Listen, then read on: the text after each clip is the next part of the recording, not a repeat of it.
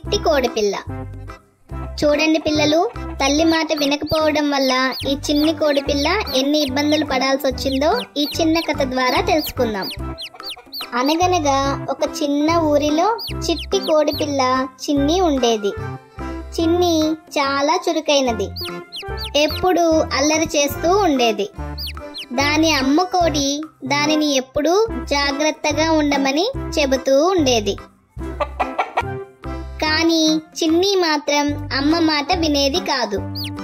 ఒకరోజు చిన్ని ఊరి బయట ఉన్న పొలాలలో ఆడుకుంటూ వెళ్ళింది. అక్కడ దానికి ఒక మెరిసే రాయి కనిపించింది. చిన్ని ఆ రాయిని ముక్కుతో పొడుస్తూ ఆడుకుంటూ ఉంది. ఆ రాయి నిజానికి ఒక మాయా రాయి. దానిని ముట్టుకున్న వాళ్ళు చాలా చిన్నగా అయిపోతారు. చిన్ని ఆ రాయిని ముట్టుకోగానే అది చాలా చిన్నగా మారిపోయింది. చిన్ని చాలా భయపడిపోయింది. అది ఎలా ఇంటికి వెళ్లాలో తెలియక ఏడుస్తూ కూర్చుంది. ఆ చిన్న రూపంలో అది తన అమ్మకి కనిపించదు. ఇంటికి దారి కూడా తెలియదు. అదే సమయంలో ఆ ఊరిలో ఉండే బుజ్జి కుందేలు చిన్ని ఏడుపు విన్నది. బుజ్జి చాలా మంచిది. అందరికీ సహాయం చేస్తుంది. అది చిన్ని దగ్గరికి వచ్చి, చిన్ని ఎందుకు ఏడుస్తున్నావు అని అడిగింది. చిన్ని జరిగిందంతా చెప్పింది.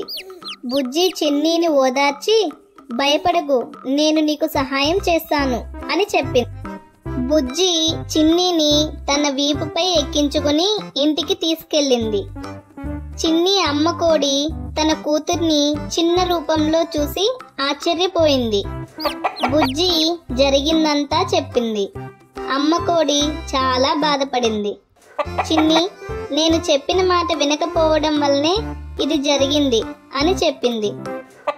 బుజ్జి చిన్ని అమ్మకు ఒక ఆలోచన చెప్పింది. ఆ మాయా రాయిని మళ్ళీ తాకితే చిన్ని మామూలుగా మారుతుంది ఏమో అని చెప్పింది. అమ్మ కోడి, బుజ్జి, చిన్ని కలిసి మాయా రాయి కోసం వెతికారు. చాలా సేపటి తర్వాత వాళ్లకు ఆ రాయి కనిపించింది. చిన్ని ఆ రాయిని మళ్ళీ తాకింది. వెంటనే చిన్ని మామూలుగా మారిపోయింది.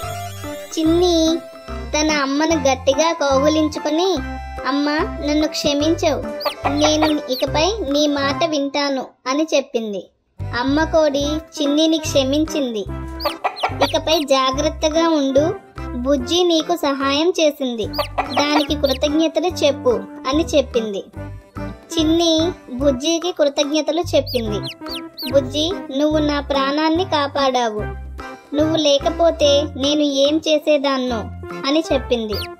బుజ్జి నవ్వి, స్నేహితులు ఎప్పుడూ ఒకరికొకరు సహాయం చేసుకుంటారు అని చెప్పింది. అప్పటినుంచి చిన్ని అమ్మ మాట వింటూ జాగ్రత్తగా ఉండేది. అది బుజ్జితో మంచి స్నేహం చేసింది. చిన్ని, బుజ్జి ఇద్దరూ కలిసి ఆడుకుంటూ సంతోషంగా ఉన్నారు.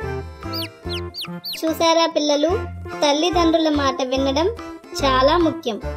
వాళ్ళు మన మంచి కోసమే చెబుతారు. నిజమైన స్నేహితులు ఆపదలో ఆదుకుంటారు.